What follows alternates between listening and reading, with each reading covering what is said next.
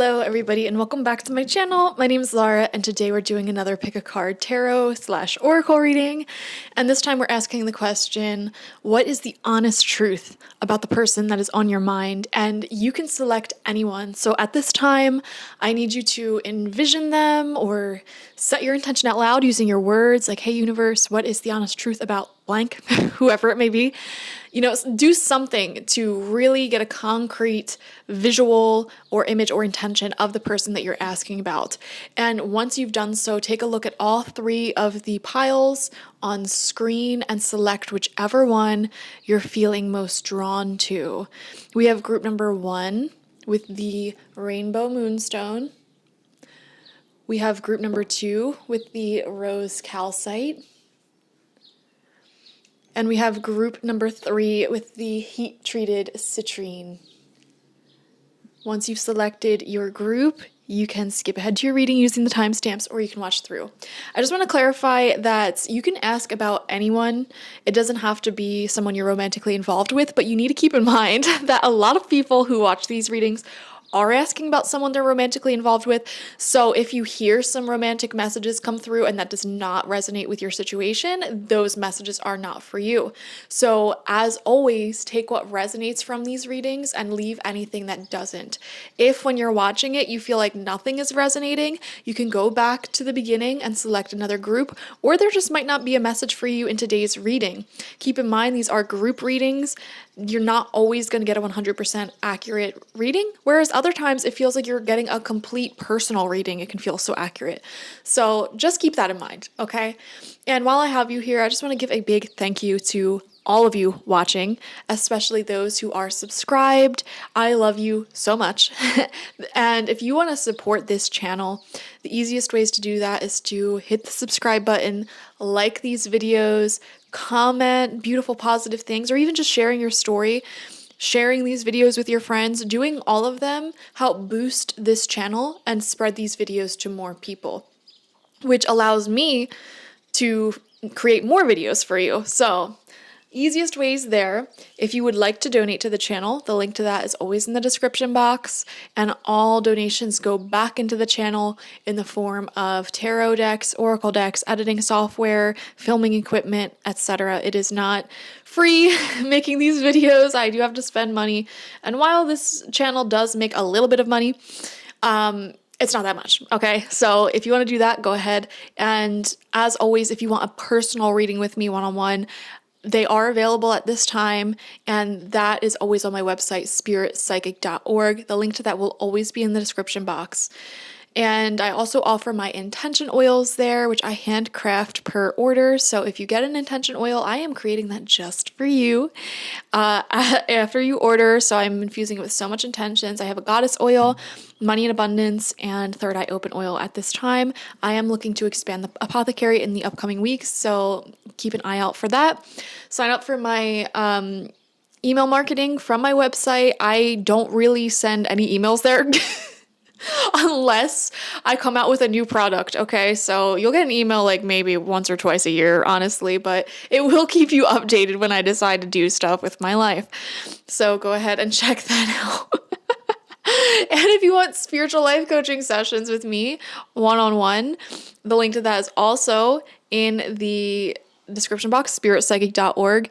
And those life coaching sessions, they're like shamanic life coaching sessions where each week we do an hour-long reading for you, and you'll have daily email correspondence with me and ask the questions that you have in mind and get the answers sent right to you, and you don't have to schedule anything. So I think it's a really cool offering if you would like that. It's kind of like life coaching from your spirit guides, because everything I'm saying is channeled. So really cool offering. Anyways, thank you for listening to my advertisement.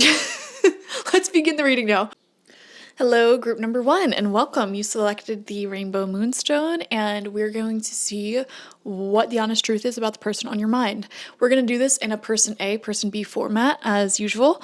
So you can relate to either side. Really listen to your intuition. You could be person A, you could be person B. Whichever one you feel like is more you, that's you, and the other person is the other person. If you feel yourself and your and the person that you're asking about on both sides, that means that you guys are very similar right now and you're mirroring each other, okay? So, and that happens. Person A is being represented by the fox spirit, very intelligent, very conscious, very cunning. Everything that person A is doing in this connection, they're aware that they're doing it. This is not a thoughtless person, okay? So that is really significant. They're extremely intentional about the words that they're choosing to use, the actions that they're saying, how quickly they respond, etc. Everything is very, very conscious for person A. They are incredibly intelligent, probably very witty, funny, fast, quick, a good strategy person. Person B is being represented by the Phoenix. And it did come out in reverse, so let's just keep that in mind. But I don't really read reversals so often for this deck, so we'll keep that in mind. This is very significant, though, because person B is going through quite an intense moment in their life right now. It feels like they are sort of in between lives. So what does that mean? They could be searching for a new job and they have no idea where that job is. That could involve a really big move. They could be in the middle of a divorce. They could be in the middle of getting married. They could be in the middle of fill in the blank, whatever it is. There's a huge change, moving. Okay, transitioning in life, you know, they could have had some deaths in the family. They could have had some titles changed over, issues with insurance. It feels very Scorpio energy over here. Not to say that they are a Scorpio. They could have a strong Scorpio placement, and that would be Sun, Moon, Rising, Venus. However, this person, they're going through intense changes in their life at this moment. Okay, so one of those big life stressors, big life changes, would have definitely happened for them probably within the last 6 months, or it will be happening for them. So this is like graduating and finding a new job. This is moving. This is deaths in the family. This is extensive travel and they're just trying to settle back down. You know, whatever they're going through, they're making a huge transition in their personal life. And because this card came out in reverse, I'm wondering if they're having a hard time balancing their own personal issues and people external to them. You know, this could be someone who's so caught up in what they're doing in their personal life, these huge changes that are taking place for them, that at times they may forget to respond to people, or they just might not be able to give as much. I don't know why I feel guided to say that. I feel like person A is very conscious of when they're giving a lot more in this connection than person B is. And that's why they're being so strategic about how much they give, when they respond, how they're responding, etc. Everything is very thought out with them. So let's see, their archetype that's coming through is Gnosis. This is one of them weird ones that I'm going to have to read from the book. So let's see, this is from the Wild Unknown Archetypes Oracle, Gnosis. And this is 75.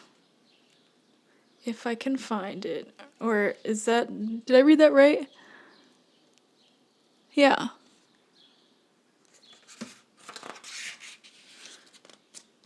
All right. Apparently I can't find it. Hold on. Okay, here it is. Innermost knowing, mystic truths. True knowledge is not found in facts and figures in scholarly books on library shelves. Rather, Gnosis points to the deep and timeless archetypal wisdom that rises from the felt experience of having touched the unknown with every one of those senses. I want to pause real quick and say person A is extremely spiritually connected, and they have a ton of street smarts and real life experience. And I'm wondering if one of the issues in this connection, or one of the, not issues, but like things you don't relate on, person B might be more book smart, scholarly, educated. They may have really followed the tried and true path in life. Not that there's nothing wrong with that, by the way. But they're feeling very academic. They're feeling like they do things by the book. They took a life path that was set out for them by society, by their parents, just academically. I feel like person B may have very little experience in really carving their own path and using their own free will for themselves. Everyone has free will, so it's not to say that they've never used free will, but they've always been on a path that it was like, okay, I know what the next step is, you know? First, I gotta graduate with this degree, then I gotta graduate with that degree, then I gotta find a job, then blah, blah, blah, blah. So their path was always like one after another. I already know what my path looks like. You know, they took a tried and true path in life. And I feel like they're at this massive breaking point in their life because they're now at a point where they have to have more leadership and responsibility in making decisions. Another issue that I'm seeing here that may exist is that person A is definitely the leader. Okay, person A is definitely more of a leader, free-thinking spirit. And I'm wondering if they have a little bit of frustration and resentment towards person B, because person B has so much going on in their life right now. And on top of that, they're not really used to being in that leadership role, that decisive role. And, you know, if you're person B, you could also feel that person A may put a lot of high expectations on you to lead, to show up, to give, to plan. And that may just not be you. You know, you may not be that type of person. You know, you may, I don't know, be on the shyer side or just somebody who likes to go with the flow a bit more. And that's totally fine. It's just a difference. It's not that any one of you are right or wrong. But anyways, let's see person A's archetype. Let's keep reading into that. Those who are drawn to gnosis find themselves in esoteric studies, likely involving mysticism, alchemy, healing, or perhaps science. Knowing is their calling. Not knowing is their job description. No matter how far the alchemists take their studies, they come to the ultimate conclusion that facts slip towards mystery, and soon the mystery results in facts. This card signifies a knowing that is life-changing. Once you experience it, you are forever changed and become a guardian of gnosis. The eternal mystery is calling you. Study your passion in the deepest way available to you. Person A has a very passion-driven life. And their career, what they're going at in life is really based off of that passion. They're a self-studying person. Even if they have degrees, even if they have higher education, they are really, like, they understand the meaning of self-study, being a self-starter, and they have answered some of the biggest mysteries of life, and it's their personal mission to like sort of uncover this and be perpetually drawn by their own curiosity. You know, they're a very unusual soul and spirit. I feel like person A, to a degree, can also admit to themselves that they're never going to find someone exactly like them because of how unique their spirit is.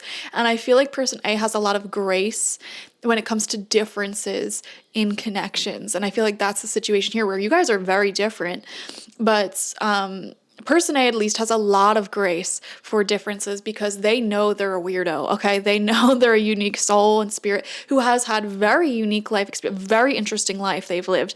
And not a lot of people are going to relate to that, okay? I feel like person A probably has had some near-death experiences or trauma that they've had to heal and overcome. They've been exposed to a lot of, like I said, they have street smarts. They've been exposed to life outside of the matrix a lot, if that makes sense.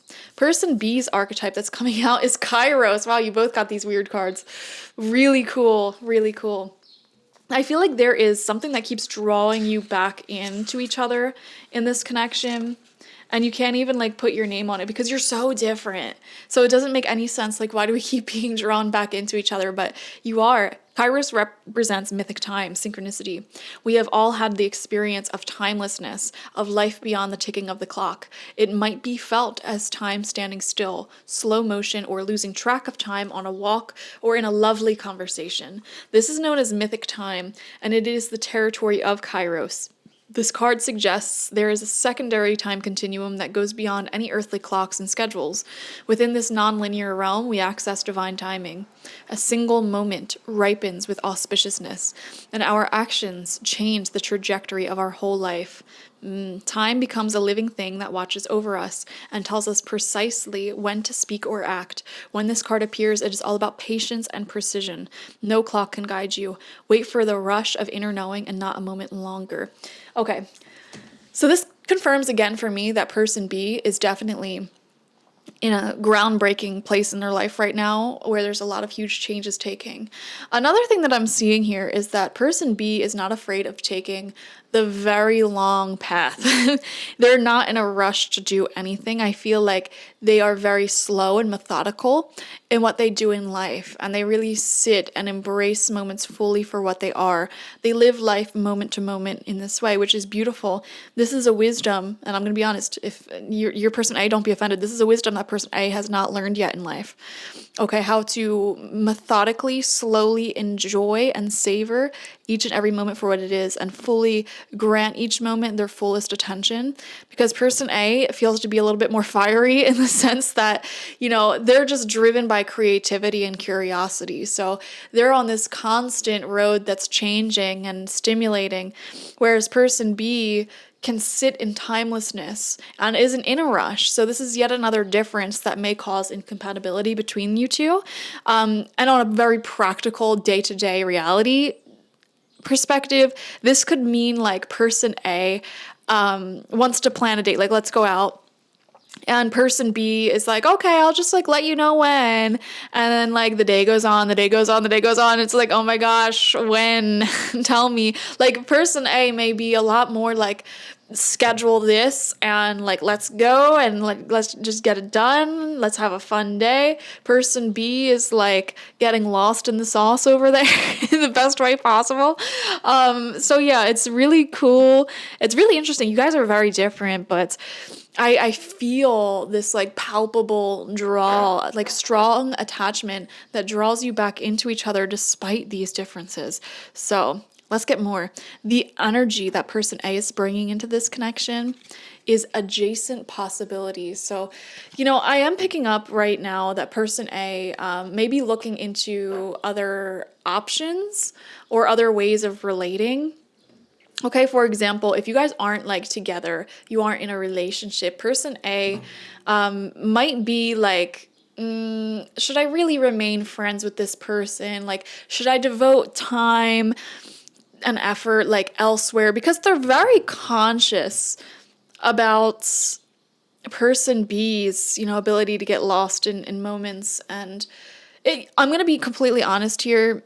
It feels like person B like just has so much going on in their life, and they may not necessarily show it physically at times, that they care about person A, or because they just have more going on. Person A seems to have their life a little bit more settled and figured out right now, which not to say that person B is in the wrong, because that's not true. They're just going through a time where there's a lot of change and transition, and that's consuming a lot of their mental power, their energy right now. So they have other things they're focusing on in life, it seems. And person A is very conscious that they're not necessarily getting back the same amount of energy that they give in this connection, or what have you. There's stressors here. There's life stressors. Person B is going through life stressors right now, and that can make this connection stressful because person B may not be able to be as present for this connection at this moment. And so person A over here, I feel like they're consciously trying to keep their mind preoccupied with other things, other friendships, other projects they're working on, just keeping their hands busy in general, filling their schedule up in general, because they don't want to make person B the center of their world, but then be left waiting around.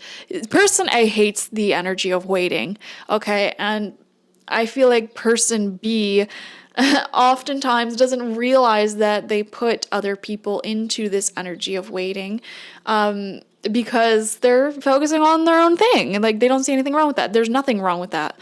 So person B is being represented, or their energy in this connection is storm warning. Okay. So I feel like they're picking up a sort of change in person A. They're getting a little bit more antsy over here, and realizing that, they, while they do have a lot going on in their life, when you're in a deep connection with someone, whether that's romantic or like close friendships, family, whatever, you can't just be the center of your own universe all the time. You have to prioritize the people closest to you as well, and understand that what's important to them should also be important to you.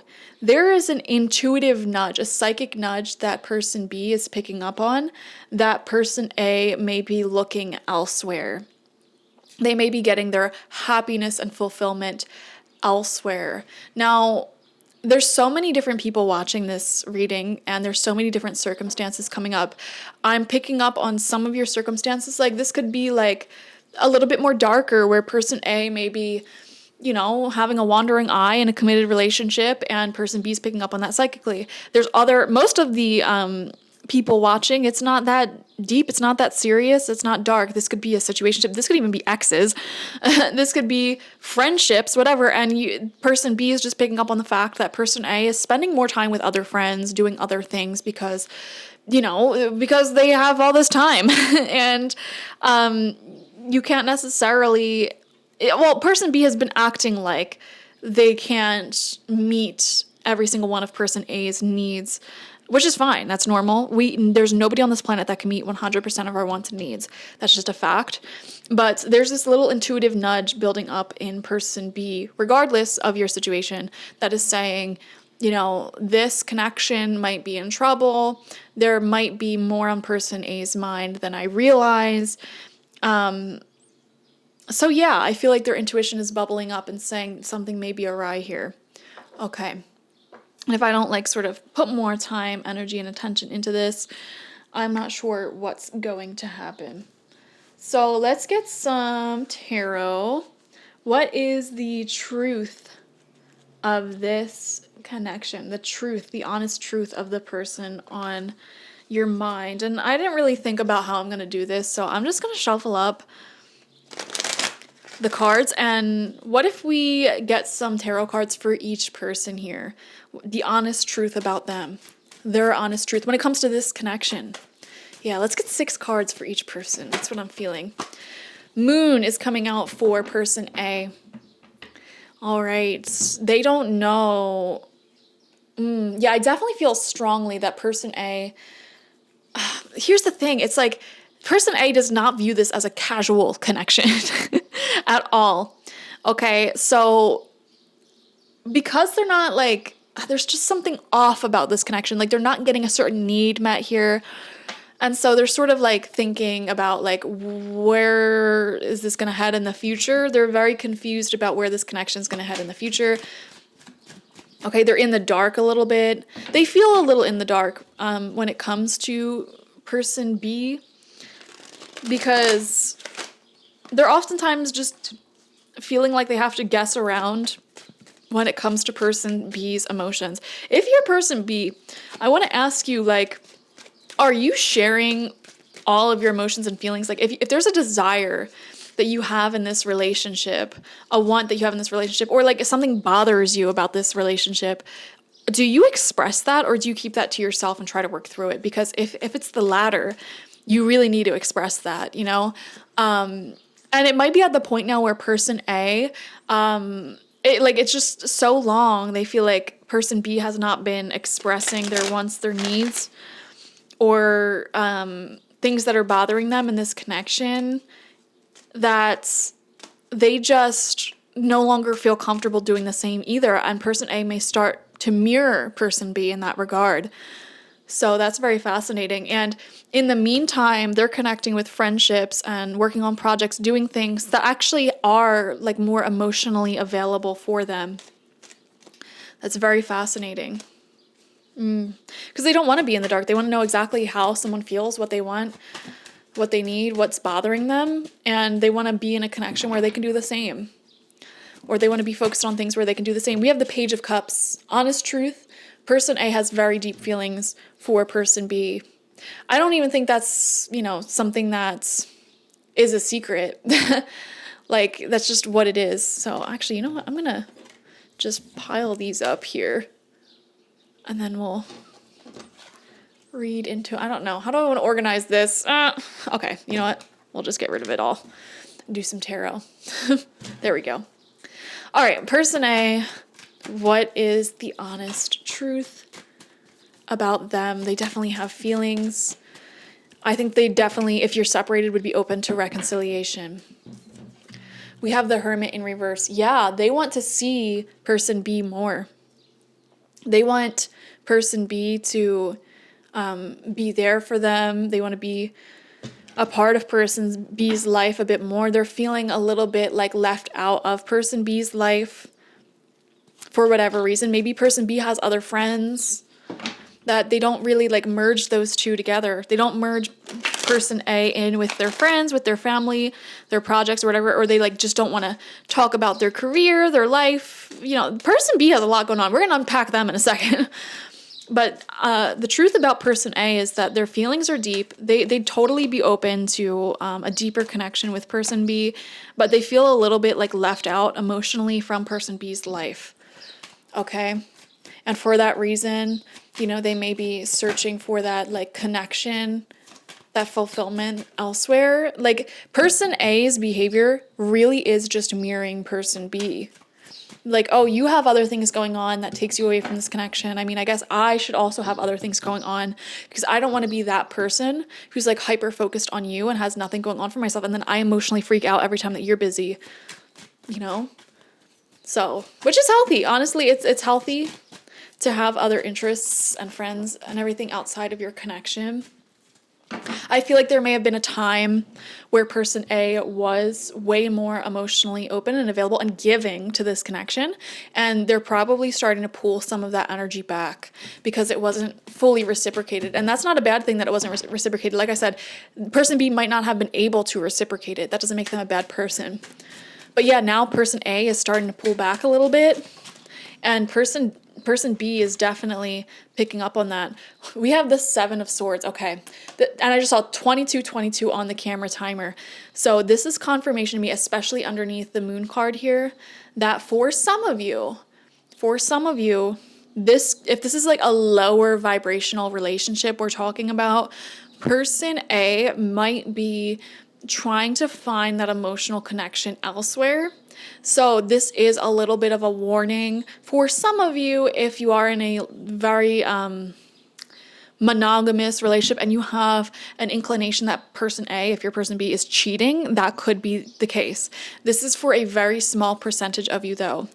I feel like 7 of Swords and the Moon card is just more so saying that person A is trying to be more selfish with their energy and not give it away so freely to person B, because they in the past have been so giving with their energy and felt like it wasn't reciprocated. So now they're sort of flipping the script and consciously, intentionally trying to, you know, do their own thing. Now, here's the honest truth about it though. And if you resonate with person A, like you're person A, you're going to laugh at me for saying this, but like literally just look at the 7 of Swords, because he's looking back at person B like, look at me, I'm living my best life, I'm not focused on you like I was in the past. So there's still this energy of like, I want you to notice me, I want this to work out.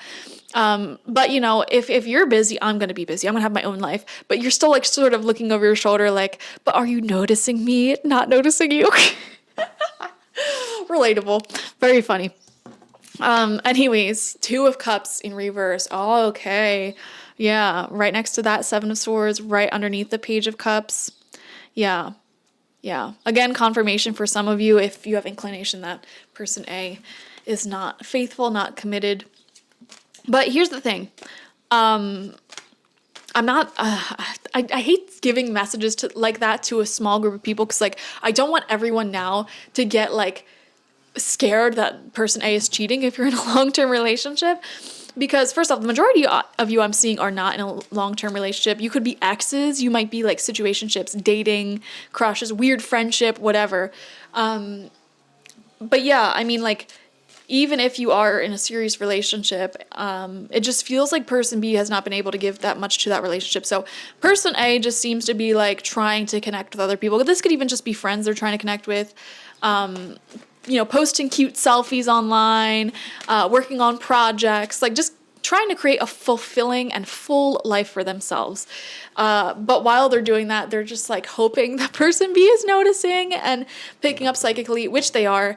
But yeah, Two of Cups in reverse. I feel like it's now to the point of like where person A is considering like, should we even still be friends? Should this even be a thing? Should I just completely like cut this off? Because, you know, there's an element of this connection that isn't super fulfilling for person A because it feels like they want something deeper, you know? They want something more emotionally available and open. So final card out, what is the truth of person A? We have the Star. They're knowing their worth right now, for sure. They're going through a glow up period. And they're accomplishing a lot in their career and their goals at this time. Okay, they have a lot of secret admirers, and like they're aware of it. You know, they know their worth and their value, and they don't want to give it away so abundantly with nothing in return. So when they are in a connection where they have these deep feelings, and they give a lot and the other person might have feelings as well, but they're not giving as much, it puts person A into a tricky position because, you know, they don't want to burn a bridge that isn't like toxic, but at the same time it's like, how do I shut off my emotions so that way I can be comfortable giving at a lower level, giving at the same level that person B is giving to me. You know, it's almost like they have to shut some of their emotions off. And person A may have even had to come to recognize, like, perhaps I had more feelings here. This is the biggest issue with person A, is thinking that they always had deeper feelings for person B. Okay, that's like one of their biggest fears, and they are like convinced that that may be the case, but they're knowing their worth. And another thing that I'm seeing here with the Stars, they're very sexually attracted to person B, if that resonates for who you're asking about. And so yeah, there's a lot of passion there, and they were really hoping with the Star that this could work. But, you know, this Star, this dream is surrounded by the Hermit, the Two of Cups in reverse. So it's like, logistically, it's not coming true. So like, what can you do?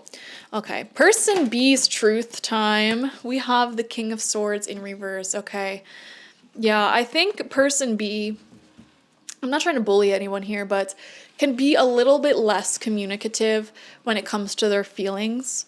It feels colder over here. It feels like there's just a lot more in the life of person B going on. And they don't communicate as much as they probably should here, or the level of communication is non-reciprocated.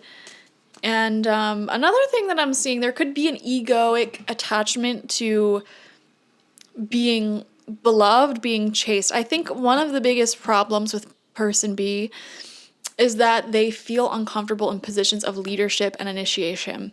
Okay, and because of that, they may have for far too long let person A get away with initiating a lot of the conversation, a lot of the real conversations. Let's put it that way, because person B may communicate through ways that aren't really, that they're very, very surface level. Like, instead of initiating conversation, for example, they may send a meme, send multiple memes a day, you know, that very like light, almost nothing, low-hanging fruit ways of communicating.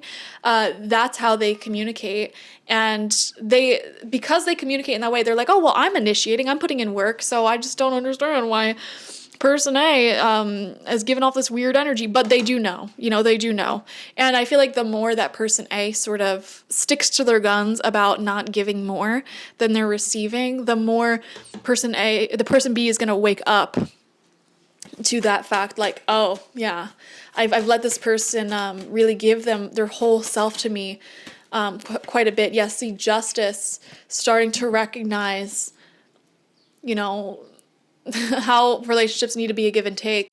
With justice, I'm also seeing here they have this huge desire to get their life in order before they really put a lot of energy into any connection, you know, get paperwork in order, their jobs in order, their life in order, things like that. And I don't know how long this connection's been going on for, but, you know, they may have been the type of person who thought to themselves, for example, this is just a random example, like, I shouldn't focus on relationships or date until I've graduated. And they've gone to school for so many years, and you may have even met each other while this person's going to school.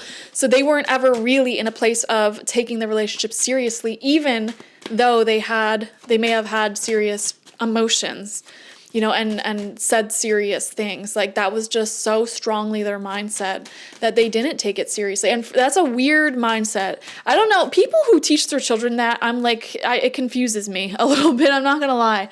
Like, oh, just don't focus on dating or emotions or friendships or really anyone until you've graduated and you've got a good job and you've bought your house. And it's like, okay, by the time you do everything, you're going to end up dead anyway. There's always going to be something.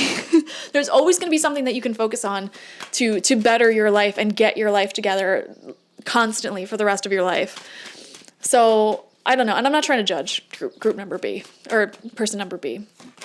But yeah, they're trying to like get their life together and create more harmony there. Knight of Pentacles. Yes, this is what we were picking up on earlier, of that in no rush to get anywhere type of energy. You know, like, let's just take things slow. Let's just see where things go. We don't need to hang out like all the time. Like, there's no, I will say one of the redeeming qualities about person B is that they're not going to go anywhere. I don't see that at all. They're the type of person who like never has a reason to cut anyone off, because in their mind, like, you know, time heals everything. And it's like, they're really consistent when it comes to not disappearing, you know? I feel like, are they communicative? No. So even if they're still technically available for person A to talk to, person A feels some type of way, because it's like, all we're talking about is surface level conversations though. You're not like sharing your deeper inner thoughts. You're not really opening yourself up to me. But if you look back at the history, person B never left. They never were like not available physically, I guess you could say. But yeah, they're the type of person who's playing the long game. Okay, not afraid to move slowly, not afraid to take their time, and yeah, there could be even some time that goes by in between each time you like have a phone call or meet up, and person B does not see anything wrong with that, because in their mind, you guys aren't going anywhere. You're not going anywhere, you know?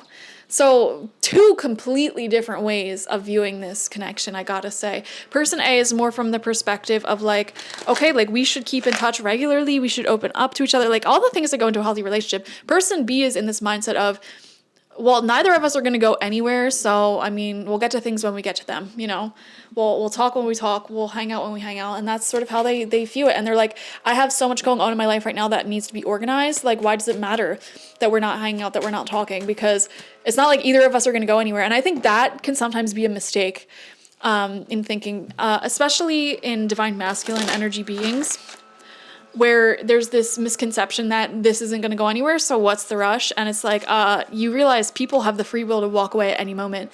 And I feel like person A is already thinking about that. Like, I already feel alone in this connection or in this friendship.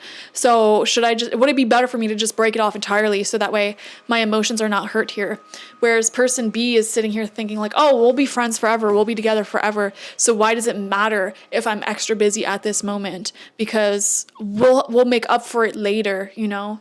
So crazy ways, just differences. It's so interesting to look into different people's mindsets and things. But yeah, I can definitely see where the lack of compatibility comes here. You guys are just so different. We have 4 of Wands coming out for person B. I can tell here that person B really is serious about person A. And again, like, it is no doubt in my mind that there is nothing in person B's energy that would ever like want to break ties with person A or burn the bridge. Like, they are just like, oh, this will last forever. We can just be friends forever, whatever. But I think in that way of thinking, they may allow issues to get swept under the rug, or like not necessarily feel like they have to constantly maintain this connection. Like, in their mind, the connection's gonna exist no matter what. So why does it matter if I'm busy? Like, I don't need to put as much maintenance into this. We're both going to have times throughout our life where we're more busy and we can't give as much, right? So why is it an issue if I can't do that now? But I don't know. It's kind of weird because they're starting to psychically pick up on a change within person A, sort of walking a little bit away from them, straying a little bit away from them. And I feel like that's stirring them up in some way. But this is just what I'm feeling intuitively. This is what I'm feeling. Oh, we just saw the Nine of Pentacles reverse pop out for a second. All right. Well, Three of Wands in reverse. Their person B is very anxious about their life because they're at a precipice of change. Things can change a lot. And what I'm seeing here with these two cards next to each other like this, there is a fear that they may have that, they envision person A in their life like forever. And now they're fearing like if they have to move away and start life on their own again, or if person A does walk away and it's like, great, now I'm alone again. They really fear being alone, which you would think that if you fear being alone, you would give more time and attention to the people who are here for you. But it's almost like they're trying to prove to themselves that they can be okay alone. Which is just totally convoluted in my opinion, but whatever, Final card out. What is the honest truth about person B? We have the Ace of Wands in reverse. I don't think they necessarily plan on offering anything of substance to person A, despite the fact that they are intuitively picking up this change in person A. Another thing that I notice here, just honestly, is that person B has a lot of Wands cards, which is very physical. So if this is like a romantic connection, for example, it's very physically attracted. They are drawn into person A's energy. They're enchanted by person A. I think they are just like, oh, okay, well, let's just see where this goes. They don't necessarily have a definitive plan. Whereas person A has a lot more water here. And with the Hermit in reverse, definitely a lot more emotionally impacted by this connection. And I feel like person A may feel like they were tricked a little bit or they could even feel like, is this a connection where my love is unrequited. It is not matched. Person A is left feeling like they loved a little bit harder this time around, and they're feeling not as important to person B. And as they're feeling like person B does not look at them with as much importance that they look at person B. There you go. So I feel like it's from that feeling that person A is very intentionally trying to separate themselves mentally from person B without necessarily cutting them off. But they are considering, like, would it be better if I cut them off, like, entirely? I'm not sure, So regardless, let's shuffle up the Moonology Oracle. Let's get a message from the moon. Message from the moon to both of these lovely folks. What is the truth about this shared connection that they have? What do you want us to know, Mama Moon? Anything at all. All right, there we go. We have a time for healing with the balsamic moon. Yeah, I think you're both sort of handling this situation very intuitively, which is good. Another thing that I'm seeing here with the Ace of Wands in reverse, I wonder if this is a relationship that was recently friend-zoned with person A friend-zoning person B, or creating some sort of de-escalation with person B. Or even if person B is the one that de-escalated it, it may have been because they felt like they could not give person A everything that they wanted and needed. But person B is definitely still sexually very, very attracted to person A and is really missing that physical passion and physical love as well, like snuggling, flirting, talking in person, kissing, everything. So they could be finding it a little difficult to just be friends. And person A also finds it difficult to just be friends because they have an emotional attachment, an emotional connection here. And I feel like right now, it is a time of healing in both of your lives, a time of changing in both of your lives. Let's see, what else do you want to say, Mama Moon? I think we need a little bit more than that. All right. We have 2 cards, which is funny because I felt like 2 cards were going to come out.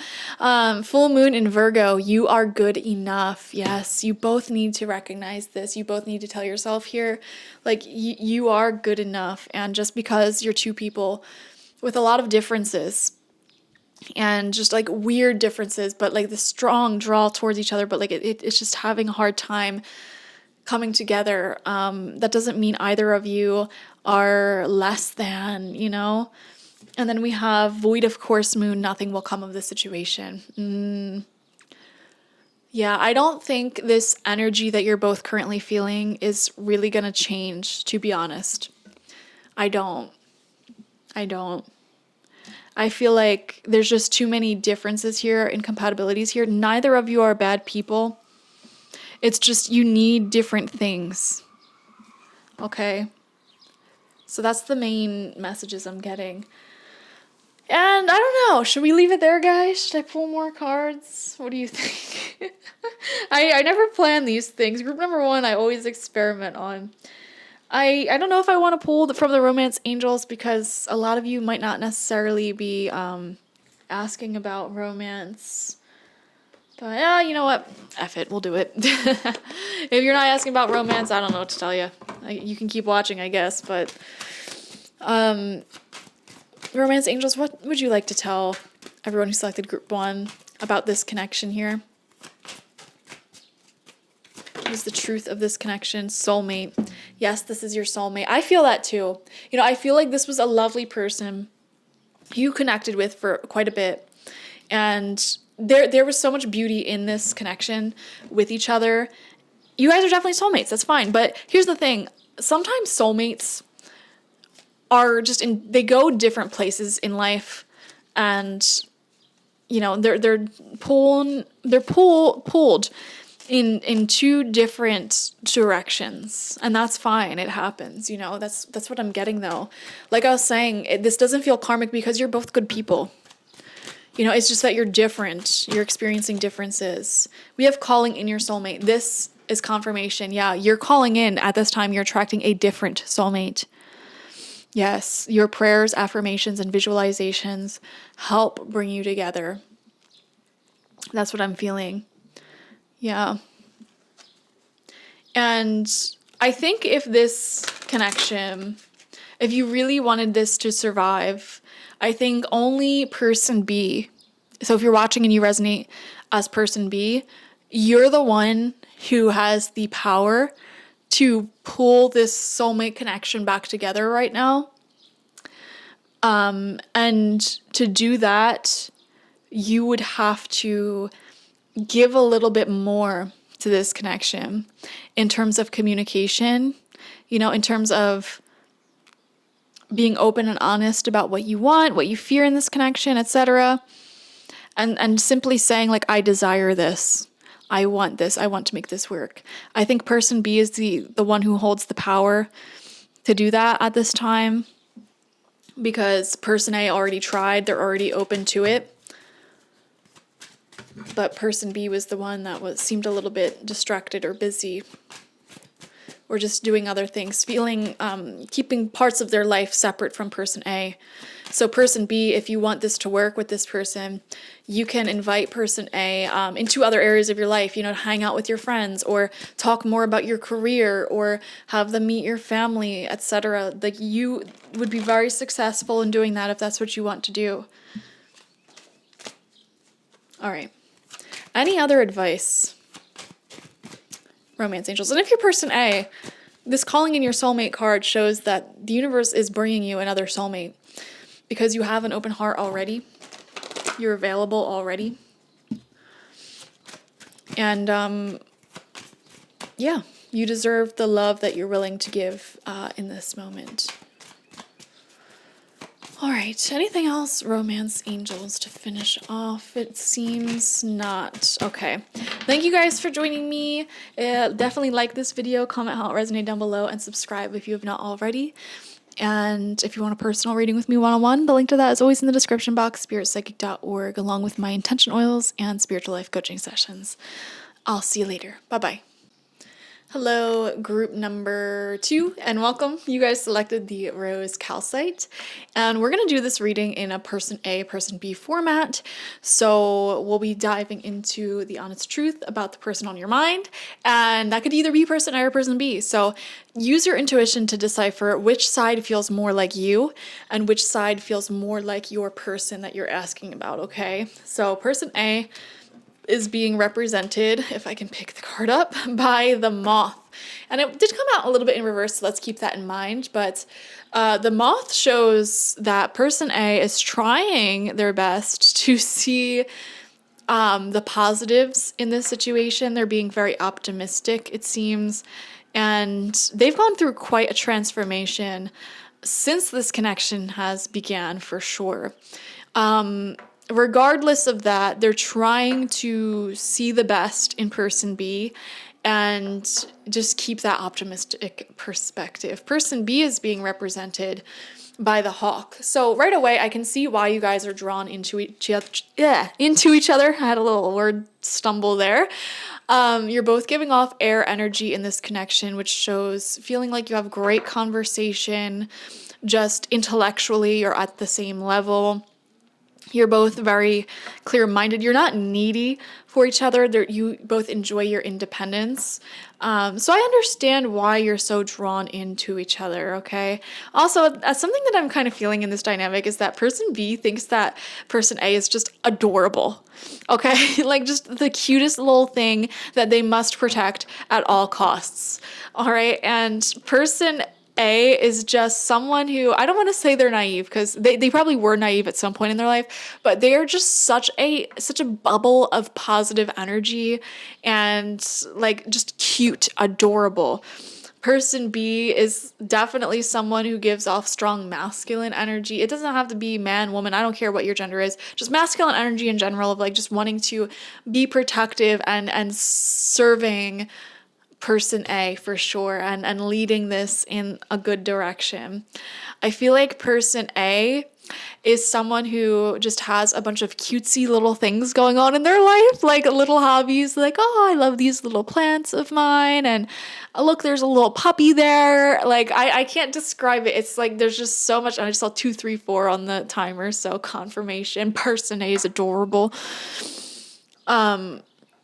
But yeah, they just have a lot going on in their life. They're in their own little world like 99% of the time, and that world is so cute.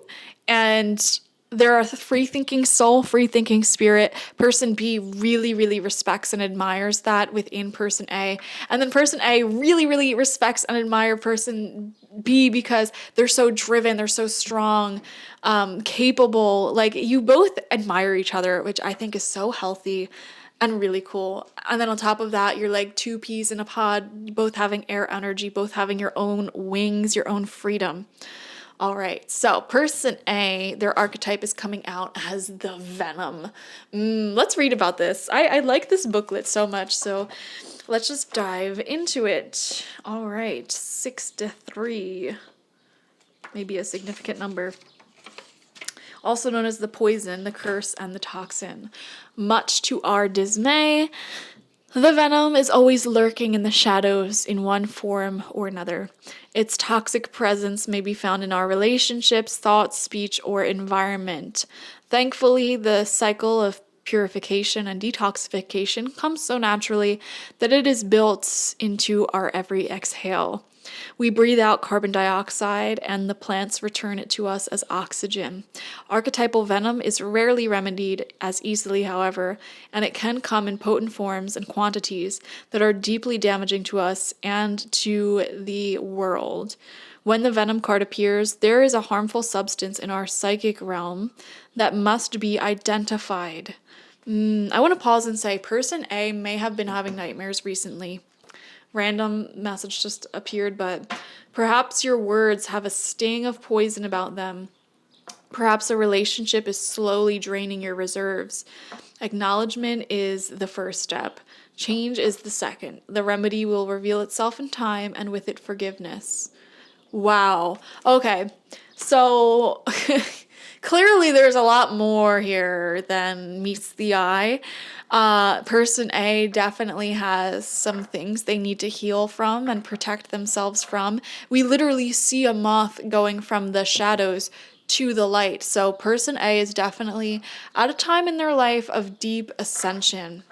Okay, we're seeing a lot of yellow and green energy come up for them also, which represents the solar plexus and heart chakra. So they're finishing up, like working through lower chakra issues in their life, developing their confidence, self-worth, their sense of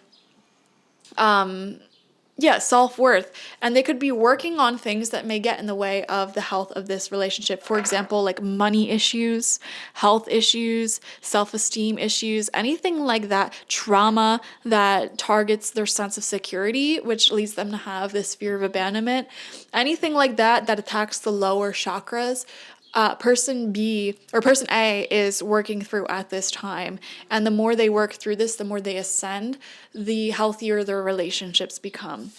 Person B is represented by the Lover. And look at the color schemes, guys. Like person A has these very clear like yellow-green color scheme. Person B has this very clear like yellowy, orangey, reddy color scheme, which is all the lower chakras as well. Physical, and we have another winged creature here. Freedom, okay, intellect is coming through. The number 17 may be significant. We're going to read this as well, but my God, this feels like, you know what this feels like? It feels like Gomez and Morticia Adams, and person B is Gomez here. Just absolutely in awe and devotion of person A, also known as the heart, the beloved, and the devoted.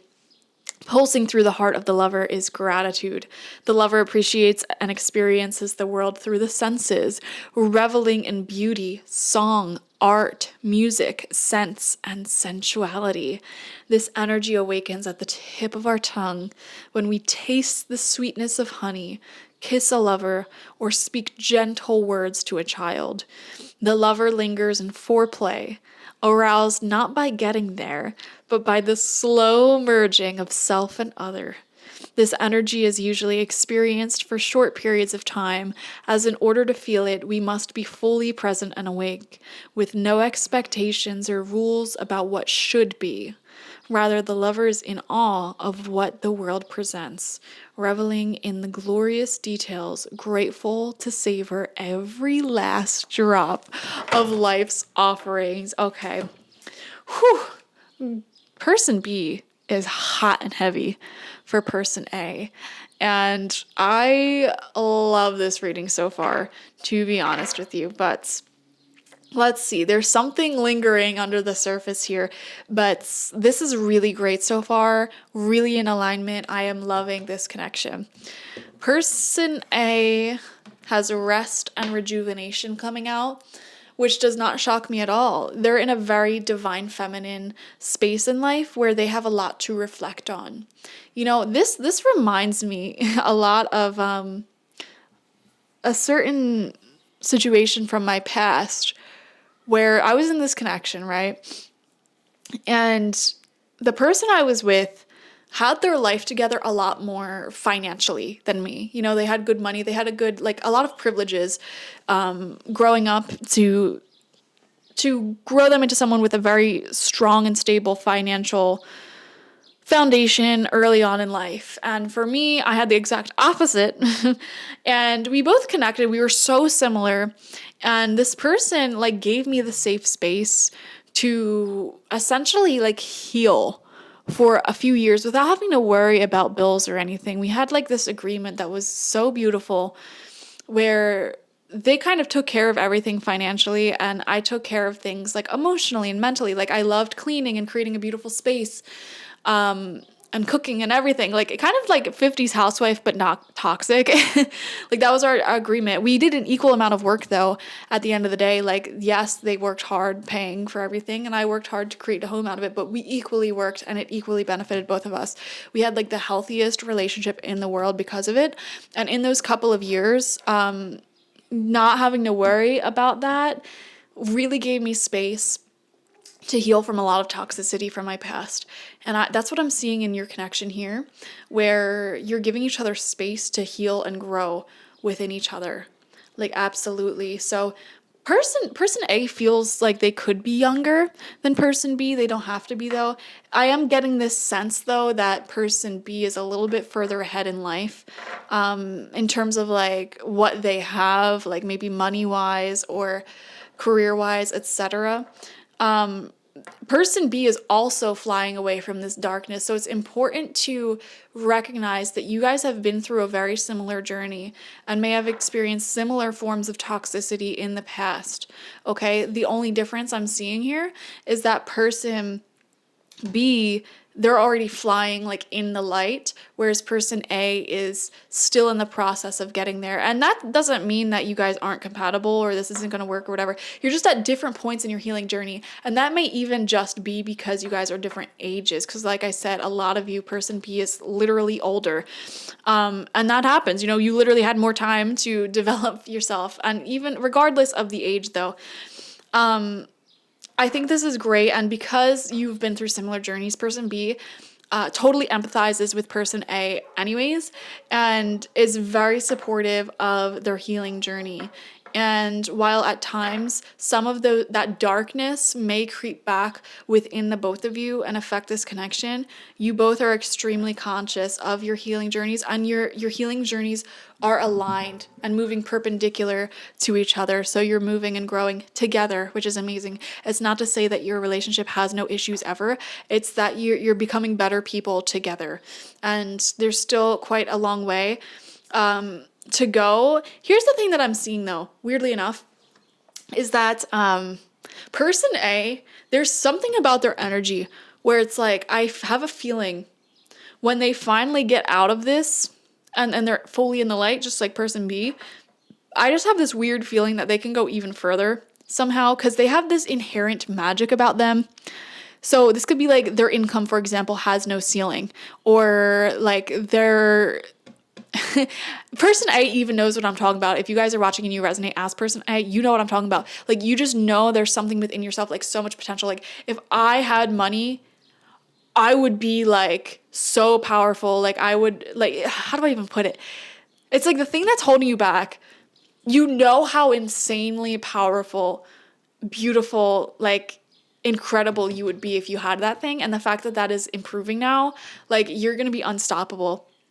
And it's because you spent such a long time in darkness, because you have to go through challenge in order to achieve greatness. You have to go through heartbreak, trauma, like all this awful stuff, challenge the darkness in order to achieve greatness. And because you've been in that for so long, once you get out of that, like I'm seeing person A, like at some point in their life are probably going to be either like famous, like millionaires, something insane, like really successful. You're not there yet though, because there's still some healing to do. You're still coming out of that. You're still, pulling yourself out of that.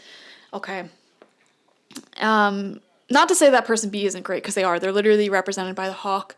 But they're a lover at heart. And person B, for them, their biggest thing that they want to do in life is just absolutely enjoy their life with somebody. So I feel like they're the perfect like divine masculine energy here, because they love the sensual side of life, music, art, etc., and like games, things like that. But they're just wanting to be alongside person A. It's so adorable, so adorable. And their energy is victory in reverse. Yeah, here's the thing.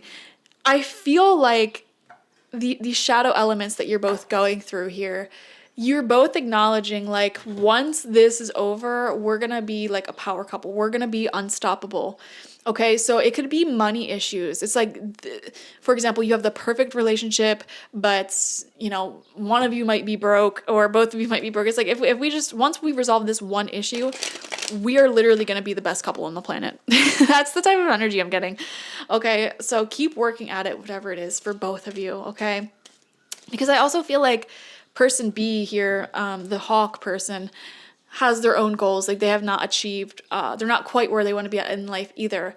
So it's like the only thing that takes you away from each other is your ambition to do greater as individuals. But the funny thing is, with that ambition, as you do greater as individuals, you become greater as a couple anyways. So it's really cool. This is a healthy relationship. I like this so far. But let's get the honest truth about each other now. And I'm going to pull 6 cards for each of you from the tarot. So we're going to start with person A. Let's see what wants to come through. What is the honest truth? What is person A's honest truth? All right.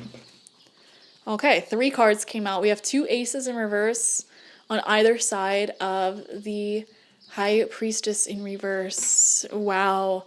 So aces in reverse shows blockages. So the fact that we have 2 of them here, man, person A is definitely seeing some blockages in their life here. And one thing that I'm picking up on is that person A's frustrations with themselves and everything may sometimes get in their way of their perception of this connection. Person A's biggest fear here is that person B is just waiting for them to get their life together. And I think one of the potential issues you may experience in this connection, actually, for some of you, I'm picking up, you may have been together for a long time. You may already be in a long-term relationship with this person for many, many years, or friends, family for many, many years. And person A is thinking like,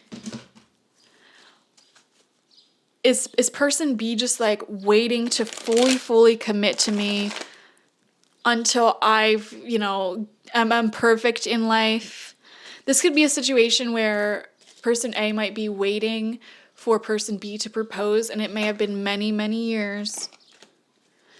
And person A acknowledges, like, yeah, I'm not perfect. Yeah, I'm not, I don't 100% have my life together. But why would that stop you? Because we're already on this parallel path where we're both growing. We both have stuff that needs to be improved. Person A also gets frustrated at person B's areas of life that they're not victorious at as well, or they're struggling with as well, that puts a strain on this relationship. I don't know why, it feels very financial, career driven, the frustrations, the imperfections. And I feel like at one point in time, there may have been more romance, more passion here. Or just like, I don't know. You have to understand that passion will always sort of go away a little bit the more comfortable you get with someone. And you guys are so similar, 2 peas in a pod. Like that comfortability, that feeling of being like best friends and like really good partners with each other, like that is priceless. Okay, absolutely priceless. And you're never like really gonna get that feeling again of just absolutely having butterflies in your stomach for each other, unless you spend like a long time apart from each other, you know what I mean? But to me, this feels like perhaps the romance may have died out a little bit, and that doesn't even have to be a bad thing. This could be a situation where in your healing journeys, trying to improve your lives, you've been spending a lot of time focusing on like improving your own situation because you've acknowledged how like the negative toxic situations that you found yourself in life were negatively affecting the relationship. So that spent, how do I put this? It's like mentally you're focused on your own life, your own problems. Physically, you may be together. You could be living together, or like spend a lot of time together. But this kind of feels like a situation where the momentum of the relationship itself may have stalled out slightly. And I'm wondering if person A experienced some resentments and frustrations in the past towards person B because they felt that momentum stop. But now, like, it's been stopped for so long that person A just is like neutral. They might not necessarily have like how do I put this without like butchering this message? They view person B as like their best friend, someone they completely trust, someone that, you know, they would never want to get rid of. However, they might not necessarily feel the passionate throes of romance as strongly. I don't know why I feel guided to say that anymore, that is, because the momentum may have stopped. You know, so for example, if in the past person B like got person A flowers regularly and you were like talking about like marriage or like growing together and that never happened and the flowers stopped and planning dates stopped, you know, if it doesn't feel like person A necessarily wants to go anywhere, but they lost that feeling of like romance. And yeah, it feels like there's also blockages they're just trying to overcome within themselves on top of that. And also, this is a very specific message, but I'm going to try to deliver it because someone needs to hear it.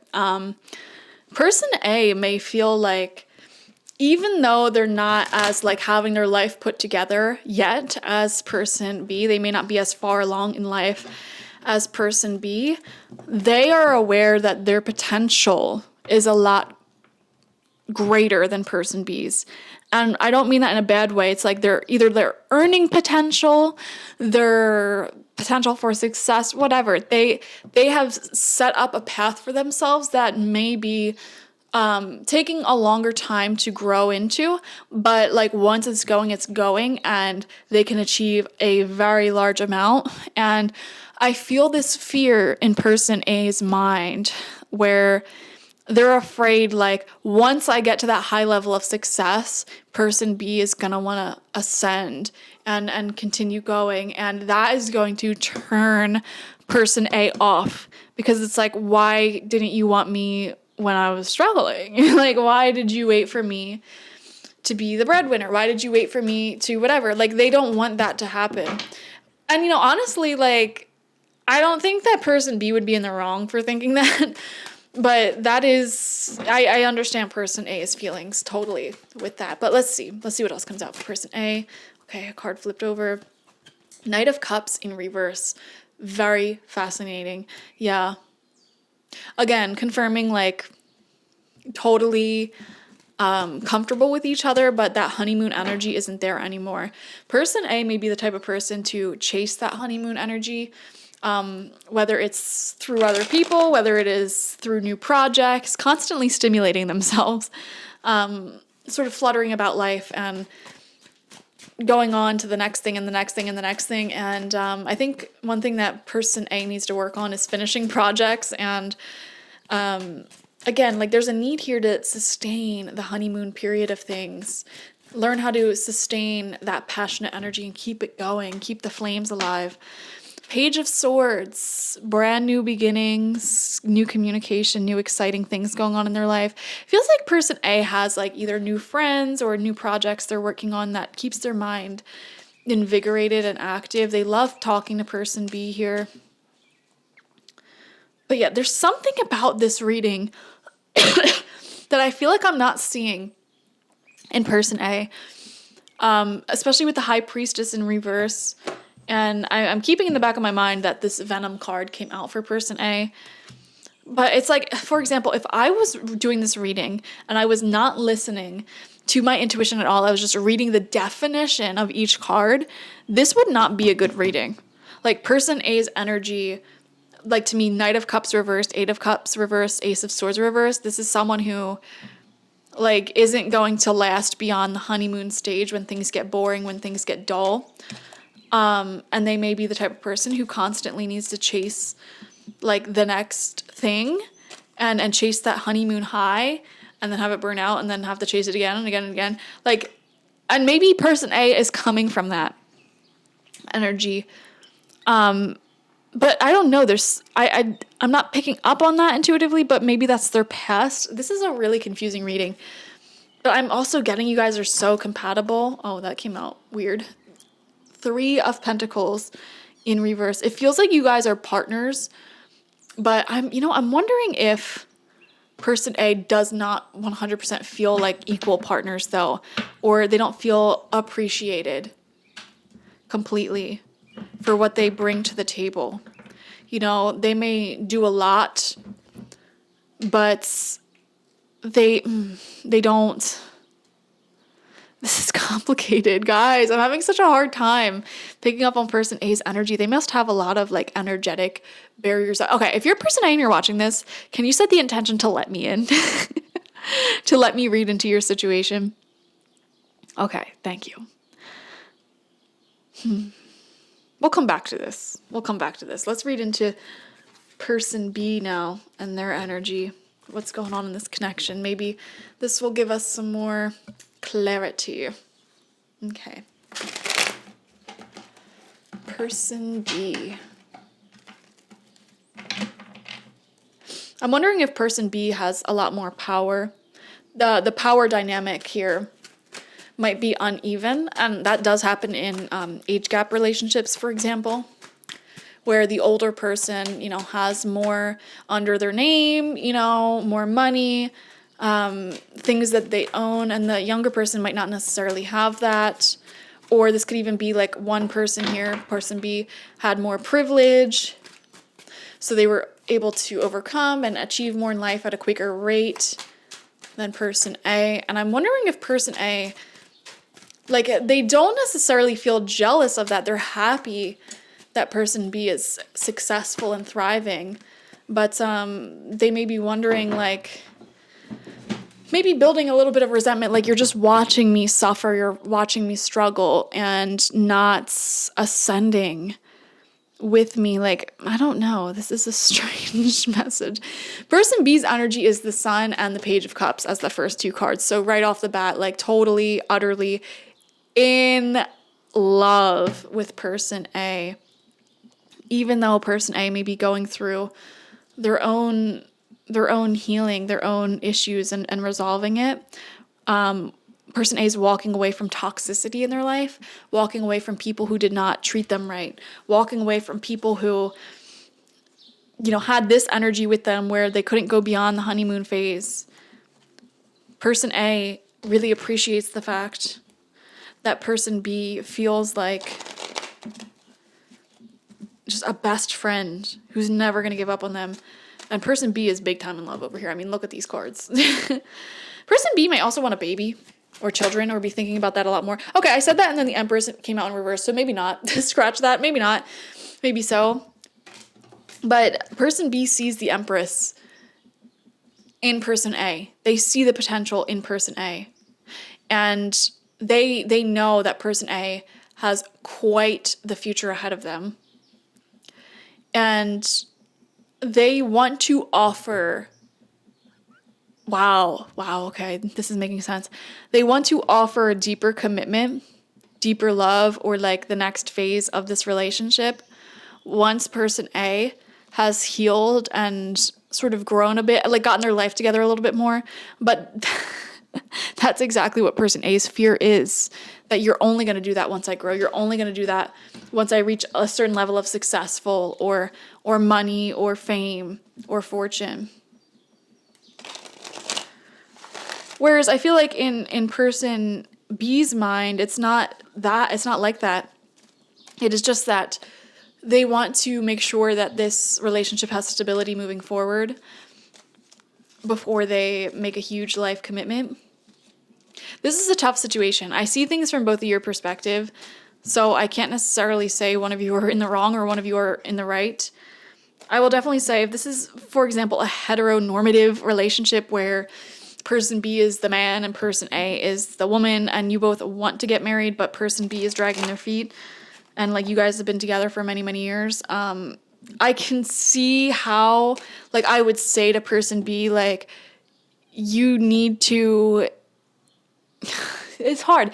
I would say, like, you should put a ring on that thing before they walk away, because once they reach that level of success and know their worth, if they still feel unappreciated, they'll walk away. And I can't even really say that because I don't think that person A would walk away. Just to be honest, like, I don't feel like they're going anywhere. But that gets on my nerves at the same time, because it's like, just because you know that someone's not going anywhere doesn't mean you shouldn't appreciate them and move things forward with them. Oh my gosh, I don't know. You guys are actually good together, and I feel like all of these issues we're picking up on are very trivial. Like, I feel like you're actually very good. See, person B is in the Seven of Cups energy in reverse when it comes to the future. You know, not really knowing necessarily what to do, where to go, how to move forward, when to move forward. They're constantly probably back and forth about what they want in the future. But they know that they want group or person A in the future, no matter what. So, all right. What else? Person B's honest truth when it comes to this relationship, when it comes to this situation. All right, I only wanted a few cards, but all of these came out. We have 2 kings, King of Swords, King of Wands. We have the Emperor, and we have the 4 of Cups in reverse. And I think it's important to notice the Empress and the Emperor coming out here. Person B definitely feels like person A is their person. Okay, they have every intention to not go anywhere and to prioritize this relationship. They're very much divine masculine.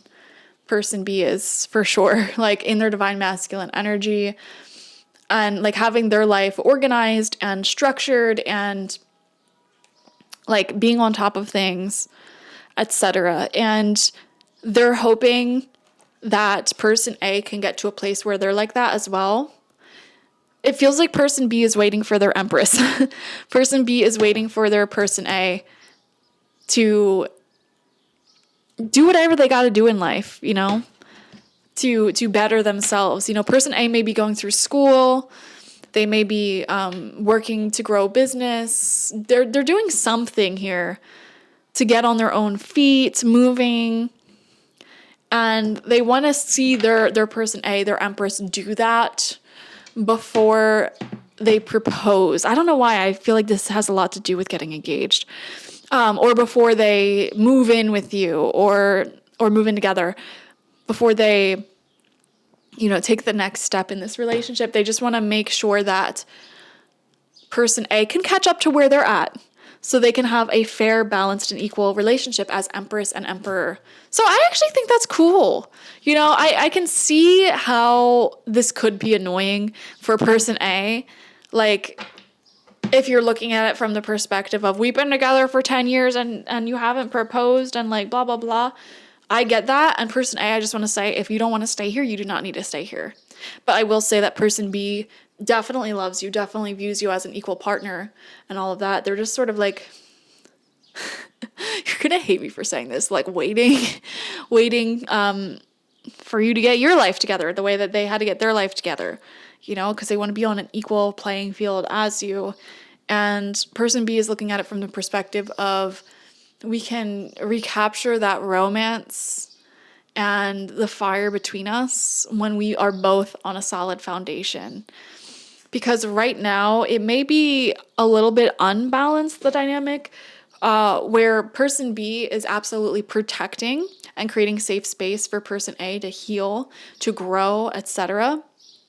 But they have like a lot on their plate, a lot on their shoulders, and they're happy doing that. They are happy doing that. Person A is not a burden at all to them. However, in their mind, they know that this relationship will improve vastly once person A does sort of, you know, get their crap together, whatever that means, whether that's emotional healing, whether that is, you know, just getting their finances together, finding a job, whatever, graduating. There's like something here that like person B knows that person A will get to this point. Like it feels very logical. So that's why I'm thinking for a lot of you, it's like either like graduating school or finding a job or having their business make more money or, I don't know. It feels like there's already an end goal in sight. It's very tangible. It's there. It exists. So there's no question of if it's going to happen. It's like person B is waiting for when it happens. And I just want to say you guys are a cute couple. And I think this is a healthy connection, to be honest, despite everything we're talking about. So let's get some advice from Mama Moon, nevertheless.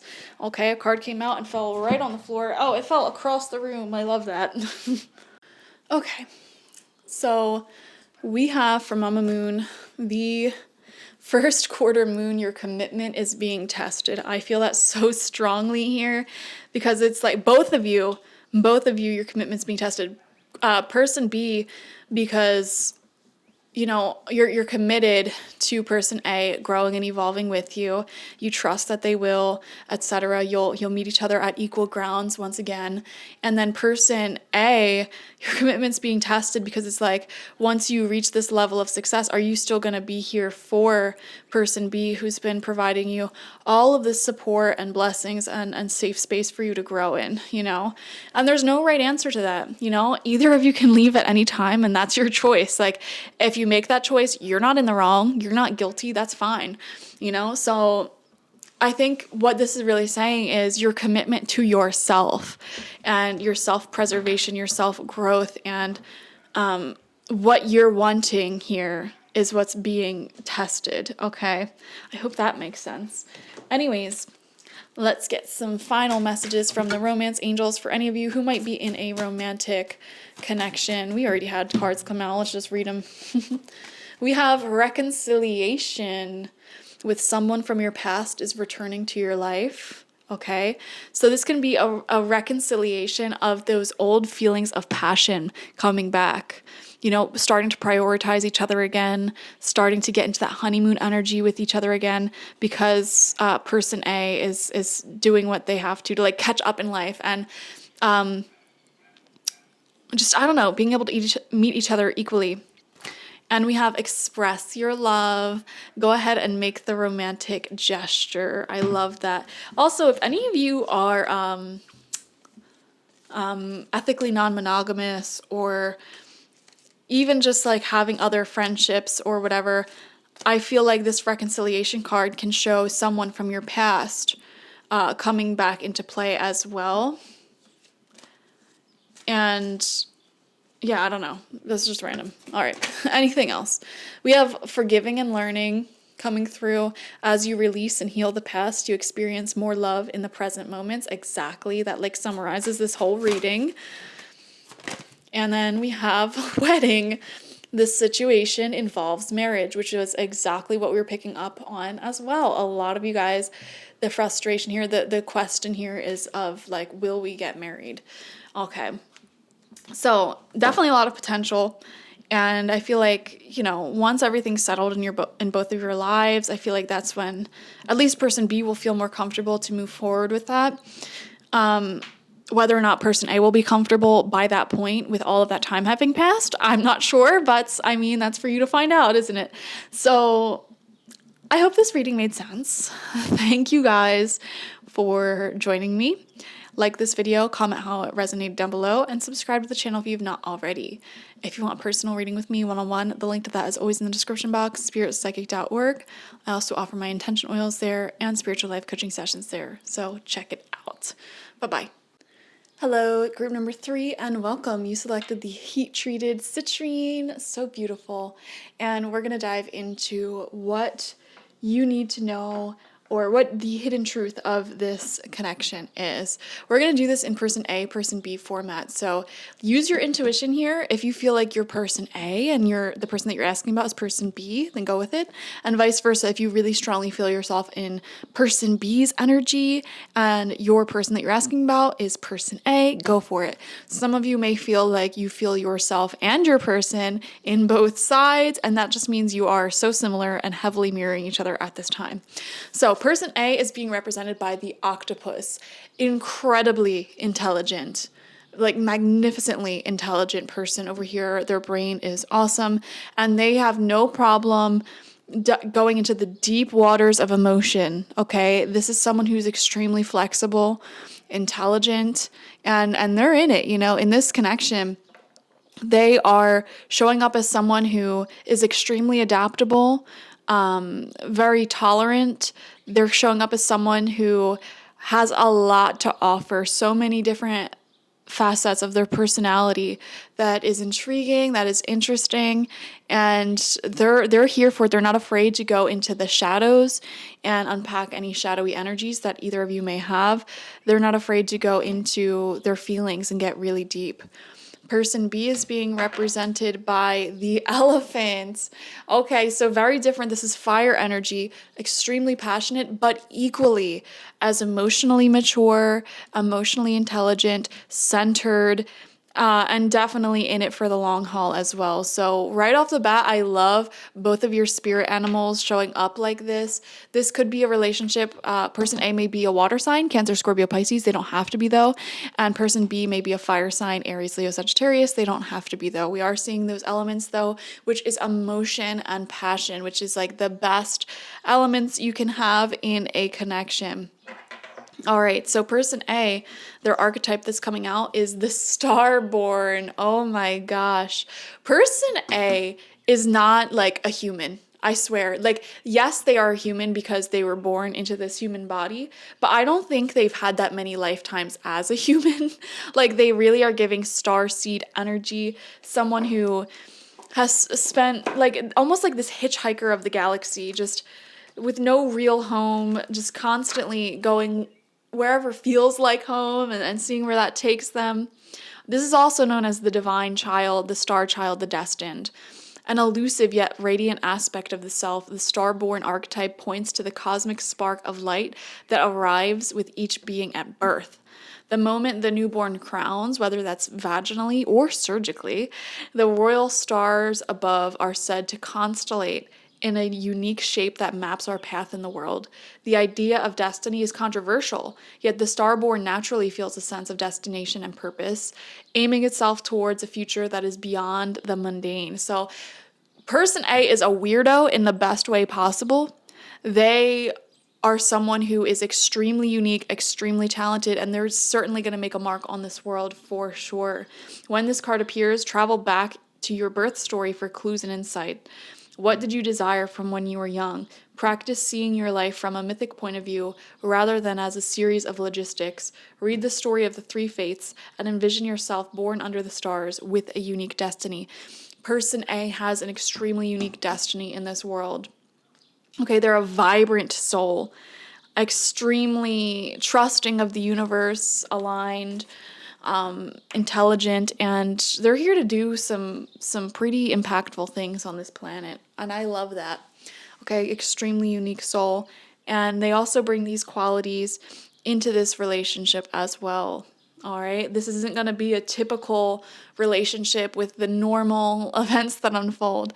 Person B is being represented by the kiss. I love this reading. I love both of y'all energies. And look at the color scheme as well. This octopus has many different colors sort of up there, like in the higher chakras, around the head. The elephant person has a lot of orange coming out, extremely creative, sensual, passionate, romantic, warm, all about relationships. It's so beautiful. The kiss, as represented in the number 55, also known as the touch, the chemistry, the sex. Before a first kiss, the air is electrified. Each breath is alive with possibility and magic. What will their lips be like? Their tongue? Do they want me in return? The archetypal energy of the kiss is a heightened sensation of merging with other, of letting in what was moments ago separate. Two becomes one. It is risky but beautiful business. These moments forever change us as we move past the solitary self towards union and acceptance. This card suggests true intimacy is around the corner, which requires bravery and surrender. When the kiss takes a non-human form, it may be experienced as touching the sacred, hearing a whisper, or being graced by a divine being. You will recognize the presence of the kiss by cold chills and an awakening of the heart. Oh my gosh, I feel like this isn't just a connection. This is a merging of souls. Both of you are very conscious, awakened, and aware. I can't come up with any examples of this type of connection in my own life or in others' lives. This is extremely unique. It's something that's totally its own thing. And I feel like when you guys touch, when you kiss, when you snuggle, when you talk, your souls really do blend together. Like your auras melt together and you become one, which is extremely fascinating for both of you to experience, because on person A's end, to experience the passion, the creativity, the warmth, the charisma, the character of person B is delightful. Because person B is giving me creativity. They could be a musician, an artist, very talented in some sort of field. They're also giving me, they're hitting me as someone who's very charismatic and friendly.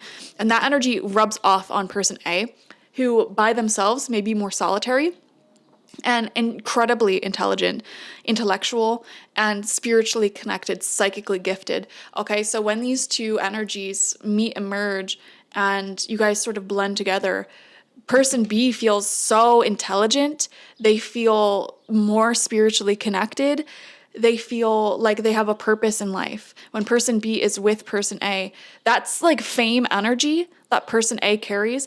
Person B then begins to feel like, you know what, my dreams, my goals, I can be famous at this. I can be successful at this. I can be someone, because person A carries that energy inherently. Person A is meant to be someone very significant in this planet, on this world. So when the two of you connect, you lend each other your energies, and they're both energies that you both really love and need for yourself. And you feel like better people together. You feel like better people when you blend your energies. Person B certainly is extremely attracted to person A. I can say that firsthand.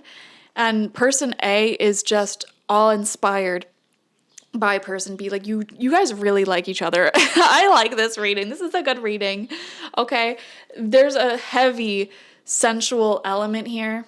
And if you are like in sacred union, if you are romantically involved, sexually involved, when your bodies, mingle and meet up, there is literally like a soul exchange of energy. And that could be said with everyone, but with you guys, it is even stronger. Like it is very conscious. You're very consciously aware and can see their energy, can feel their energy inside of you and becoming a part of you for a good long while after you merge souls. And you're drawn back towards each other because I think by consistently having this energy exchange, it'll help and boost both of you up. And it goes beyond just physical, like sex. This could also be just through kissing, talking, etc.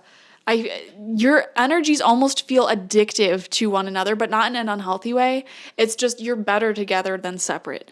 You're both incredible individually, separately, but there's something really special that takes place here when you're together. Okay, person A is having the third chakra, the solar plexus chakra, represent the energies they bring to the table here in this connection. This is life force energy.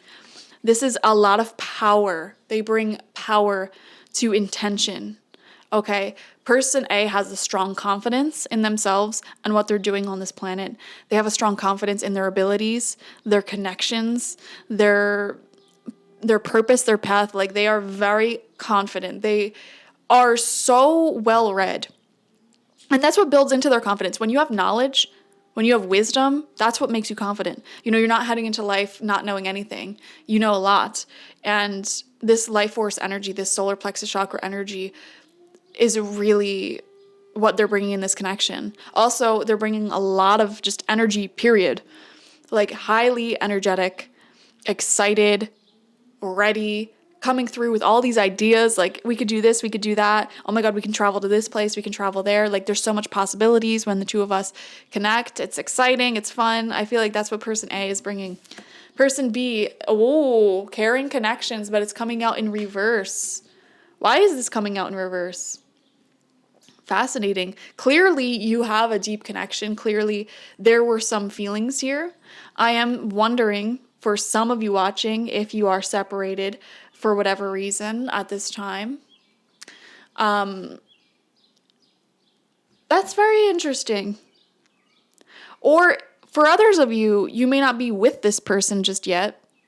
You may be in like a situationship, like dating. This could be a crush even.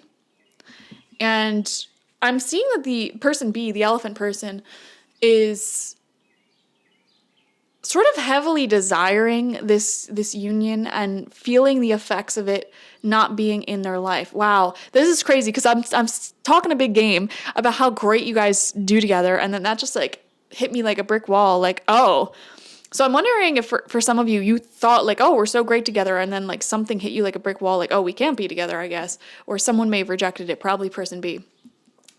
But anyways, person B is really feeling the effects of any separation that the two of you are experiencing at this time, whether that be like you just live long distance from each other, you had a separation, you never were together in the first place, and person B is crushing hard.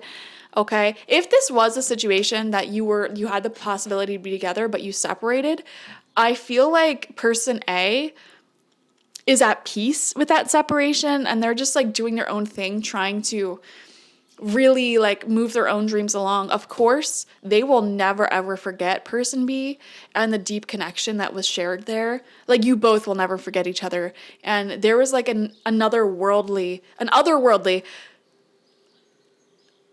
feeling, an element to this connection.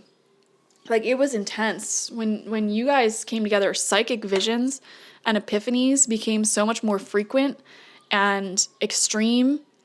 Synchronicities happened all the time. It just felt like you were stronger and better together than separate. I don't know why I keep wanting to say that. I am wondering for a few of you if person B rejected this connection or walked away because it was so intense. But the funny thing is, they can't stop thinking about person A at all. I see that. They literally have the kiss representing this connection, and they may be planning to come back around if this is in separation. For a lot of you, this isn't in separation. Person B may be dealing with some sort of ending, separation in their own life, some sort of either like divorce, breakup, change in their friendships or family members, etc. Or maybe they just feel like they don't have that much to offer at this time in terms of relationship. But that really threw me for a loop, guys, this coming out in reverse, because it shows like they're sitting here thinking about being with group number or person number A, thinking about being with person A and a long-term future and what that will look like, but it's in reverse. All right, we got to unpack this deeper because I need answers. So we're going to get 6 tarot cards for each of you, and we're going to start with person A here. And we're going to see the honest truth about person A first, okay? When it comes to this connection, what's person A's honest truth about this connection? We have the King of Cups. Yeah, there's a lot of love here, and again, we're getting that water energy confirmation. Person A probably has a lot of strong water placements, Cancer, Scorpio, Pisces. They don't have to, though. They're very grounded in their own life, and person A does have healthy boundaries. So if person B, for example, were to reject them, person A would be like, okay, that's totally fine. That's your decision. I respect that. But I'm going to go my own separate way then. I don't want to be in anything confusing. I don't want to be in a situationship. So this is where we part ways. Something like that may have happened here. But they still carry so much love for person B, and there was never any resentment there. There was never any negative intentions, ill energies. Briefly, there may have been some reactive emotions to this like brick wall rejection energy that I was picking up on. That didn't make any sense, because it's like, were we not feeling the same thing? Were we not feeling the same electricity, the same chemistry between us? I don't know. I feel like person A was very willing, and maybe even still could be very willing, to go deep here into the depths of this connection and see where it lie. But they're definitely not going to take any bad behavior. Not that person B is giving any bad behavior, but let's see. Person A definitely still has feelings, or does have feelings for sure, with the King of Cups coming out as a first card. We have the Eight of Wands in reverse. Yeah, this could be a situation where there's minimal contact. I don't think that person A will be the one to reach out first here. Just having a feeling, maybe ball is in person B's court, or at least that's what person A feels. Yeah, Tower. This was very unexpected. Something very unexpected happened between you guys. Like this electrifying chemistry, this almost fatedness, like we're meant to be together. And then all of a sudden, we can't be together. Some of you guys, like, this is suddenly like, I have to move out of the country. I don't know why I'm seeing that. Someone may have had to move out of the country. And person A may have really wanted to still make it work. It was very unexpected. Or boom, unexpected. Like, oh, I don't know if I'm ready for a relationship. Okay, well, I'm going to have my healthy boundaries and let you go. But I was really excited for this, kind of like a disappointment type of energy here. Because you both palpably feel each other's emotions towards each other, probably even see each other in visions and dreams, and it's a very spiritually intense connection. Okay, so something hit here. All of the toxicity, unhealed trauma, anything that hasn't been worked through that would prevent you guys from being together in a healthy soulmate relationship, that is what this Tower moment was. It was breaking that down. Okay, so ego and fear may have gotten in the way here on either of your parts. Whoever is the one that rejected this connection, ego and fear got in the way. Toxicity, trauma, issues, like abandonment issues, fears of it not working out led to decisions being made to not go further in this connection. And I don't feel like there's communication right now on person A's behalf because of that. They have healthy boundaries. It feels like person B was the one who rejected things, but I don't know. Let's see what else wants to come out. The Star in reverse. Okay, yeah. There's this huge theme of person A working on their dreams a lot right now. Person A with the Star coming out in reverse, they don't really have any hope that this connection is going to work.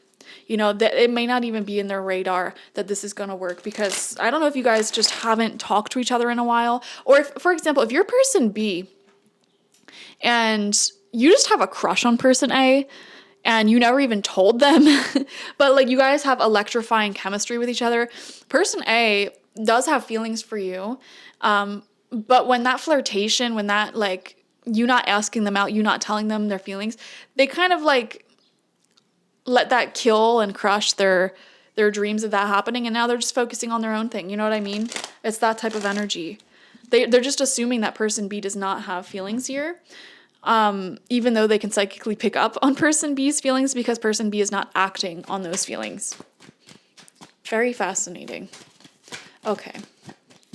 Let's see what else wants to come out. We have the Six of Swords, moving to calmer shores, moving to healthier places. I feel like this is something that person A is just working on in general in their life, maybe cutting out any connections that are very up and down. They feel to be trying to just get themselves on solid ground and, get their dreams into reality at this time, at this moment. Person A would definitely be open, I feel, to maybe reconciling this connection or deepening it if the certain toxicity that got in the way initially can successfully be released. And I think they would be open to trying for a solid, stable connection with person B, and they understand that may be a journey and you guys may need to work together, but they do not expect that to happen at all. They don't expect person B to be on board with that at all, it seems. Another thing that I'm getting here, it may not necessarily, for some of you, be that they don't expect person B to get on board. It could be that you guys were happy together, something randomly hit, like the example that's coming to my head here is someone had to leave the country, and person A is losing hope that it's going to work out, but they're still wanting to try.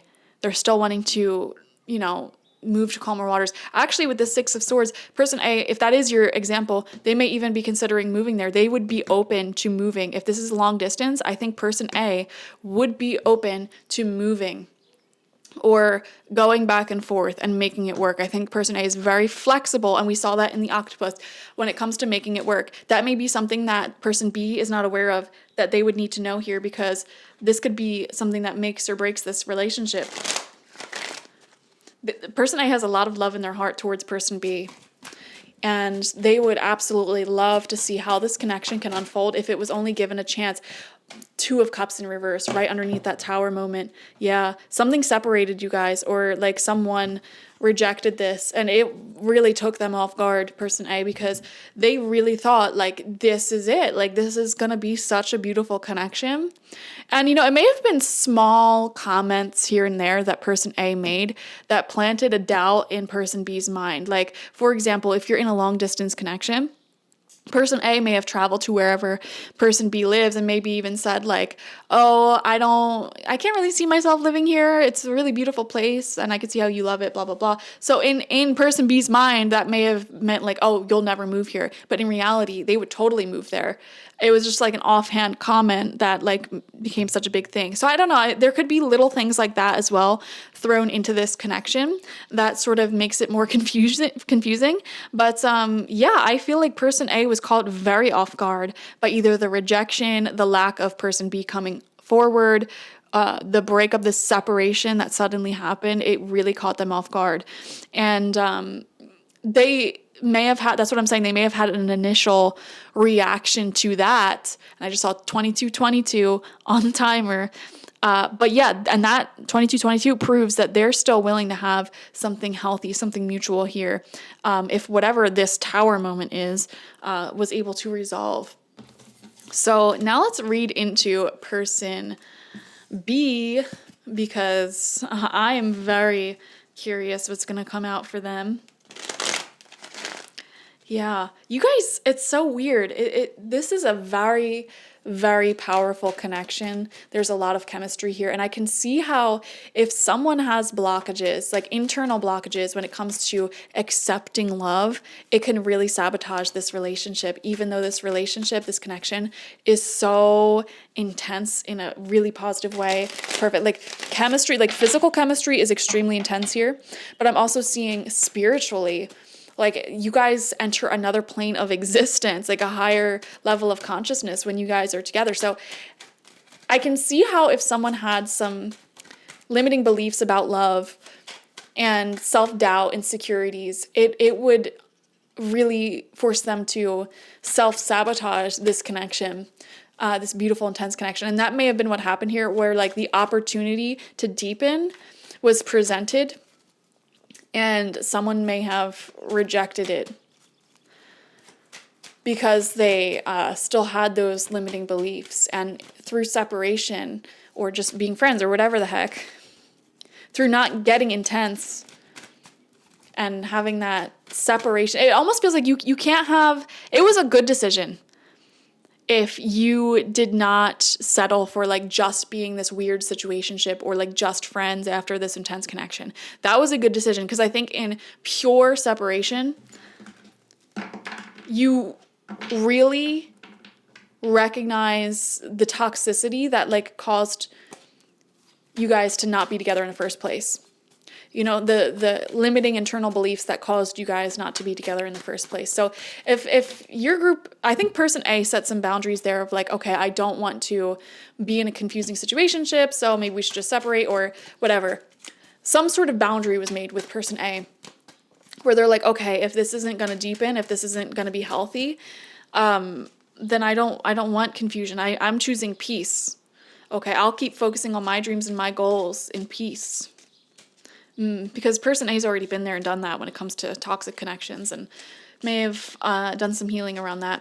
Okay, so person B is being, oh my gosh, first card out is the Four of Wands. They really, really see a future with like marriage, children, family, home with person A. Like person B loves person A, and they saw that future. And they probably still can envision that type of future there. Wow. Wow. Let's see what else wants to come out. Very confusing connection here. It's like everything's going well, and I just saw the lovers kind of sneak out. Did you see that? It flipped itself over and then flipped itself back. Oh, and maybe that's telling, like, oh, this possibility of like a long-term future and saying yes to the connection. The opportunity was there. Oh, no, that's too scary. That's too intense. Let's flip that back over and keep things casual once more. Okay, 3 cards. We have the Ace of Swords, a brand new communication, brand new direction coming through. We have the Two of Wands in reverse. This is being indecisive about one's future. We have the King of Pentacles in reverse. Oh my gosh, this is what may have caused issues here. This King of Pentacles energy of sort of like being afraid to go out of the comfort zone. And there could have even been some childhood, like the person B's parents and their relationship, that may have scared person B because they don't want to replicate that. Maybe their parents were codependent.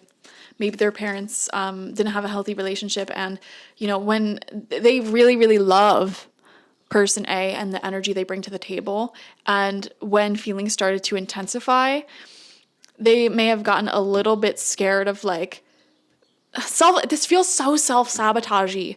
Like they self-sabotaged when things started getting real and you guys actually had a real shot at being together. Crazy. Okay, let's see what else wants to come out. And I feel like this separation is necessary for person B because they need to meet person A at their level. We have the Six of Pentacles. Yeah, worship. One of person B's favorite things is to just like have person A experiencing pleasure and pleasuring them both sexually and otherwise. Like they would love to buy person A so many things and spoil them, cook for them, treat them right, be like their angel. And person B is aware of that devotion that they have within themselves. And I feel like in the past, they may have been devoted to people who did not continue to see a future with them. And because of that, they fear their own devotion. I feel like person A is almost a goddess or god in the eyes of person B. And it's funny because person B is like an angel, like a personal guardian angel in the eyes of person A. This is what I'm saying. Like you guys have an ascended connection. Like you see the holiness, the divinity in each other, the otherworldliness in each other, and you're both extremely high level spirits. So you're able to see that within each other. Person B may be afraid of falling into this devotional pattern with person A and having that turn into a codependent relationship. Okay? But it wouldn't be like that. I really don't think it would be like that. However, I think in separation, person B will sort of recognize and miss out on that self-sabotage behavior. With the Ace of Swords, I have a feeling that person B will reach out. That's why I'm saying the ball's in their court, and person A feels that way too, you know? And that's fine. Like, if you feel like you're not ready for a connection, that is totally fine. So I just want to say, if you resonate as being person B here, that is fine. And look, we have the Ace of Pentacles in reverse. So this may be what happened. You know, they wanted to see where this connection was going to go, but they may have said to person A, like, I'm not ready for commitment. I don't want commitment. I don't want a relationship. And when they said that, person A probably set up their boundaries. I totally respect that within you, but we're not going to be friends anymore. Like, I'm not going to continue and carry on with you because, you know, the emotional intensity got to a point where I'm ready for that. And if you're not ready for that, that's fine, but we should, you know, go our separate ways. So in a way, I guess person A ended things because they did not want to continue from anything less than a committed relationship. May have felt not really right for them, and they person A knew what they wanted, and so when you guys weren't on the same page about that, I think that's where things may have separated. That's where things may have ended, and yeah, I feel like person B wants to get their life together a little bit more, finances, living situation, whatever it may be. You know, there may be an intrinsic belief within them that they're not enough right now, which isn't true at all, but that could be a belief that's going on here. So yeah, I feel like it just didn't work out for that reason, but I definitely want to get you guys some advice because it almost feels like a shame. Your relationship feels so beautiful, like your souls feel so beautiful. And there may have also been a little bit of communication issues here as well. There could have been other little issues sprinkled in there, but that's every relationship. So let's see what else comes out. I want to ask Mama Moon, what's good? What's the deal? What's the scoop? We have new moon in Cancer. You and your loved ones are safe. So this is beautiful. And, this is just Mama Moon's reassurance that you're both doing your own thing and doing good in life. If you're not in contact with each other, you don't have to worry too much about anything. You're both like growing and healing and evolving on your own. The new moon also proposes a new start, a fresh start. If you're both wanting it, if you're both willing and able, I don't think it would be totally toxic for a fresh start here if you want it. Because I don't think so much trust was broken and so much went wrong that, this is one of those situations that need to be done forever, bridge burnt forever. In fact, I don't think anyone ever burnt the bridge. I think it was just a simple establishing my boundaries. Okay, well, you forced your way into my heart and now you're not able to commit and I have to walk away and heal from that now. That's what it felt like. It doesn't feel like anyone burnt a bridge, It feels like any sort of toxic patterns here broke down. It feels like person A was not wanting to keep playing into a situationship, really, or some undefined thing. And person B, who is absolutely in love with and devoted to person A, who would actually really love a relationship with person A, needed to break out of those old fears and self-sabotaging patterns. This is what your story feels like. So let's ask the romance angels for advice. Wow. We have clearly decide what you want so that it comes to you now. So regardless of which person you are, I want you to think of if this connection were to be available to you again, or just in general, would you want it? Would you accept it? Your spirit guides want to know because there may be an opportunity very soon for you guys to get into contact with each other. Okay, so let them know. And if this is something that you decide, I don't think it'll work out, and you want a similar relationship in terms of intensity and beauty, but with someone new, let your spirit guides know that as well. Okay, so let's see what else your romance angels want to tell you. We have retreats. It's time to disconnect from the world. And I feel like you had to have this retreat away from each other for a while to sort of do your own healing and soul searching, connecting with yourself and deciding what it was that you both want. If you guys do come back into contact with each other, I think it's going to be so important to just have quality one-on-one time with each other and maybe travel to see each other or go on a trip with each other and just really deeply connect during that time and iron everything out. I feel like if this is going to come back around, it needs to come back around with a firm commitment. Okay, we have chemistry. Yeah, you guys have intense chemistry. I felt that. I really felt that. There's a strong magnetic attraction here. Yep. And it pulls you both back into each other. And then we have express your love. Go ahead and make the romantic gesture. So especially if you're person B, and you're really thinking, should I reach out? Should I reach out? This is a yes answer. Express your love. Tell them how you feel, but only do it if you're going to come correct, That's what I would say. Come correct and give it your all. So thank you guys for joining me. I hope you enjoyed this reading. Like this video, comment how it resonated down below, and subscribe to the channel if you've not already. If you want a personal reading with me one-on-one, the link to that is always in the description box, spiritpsychic.org. I also offer my intention oils there and spiritual life coaching sessions there, so check it out. Bye-bye.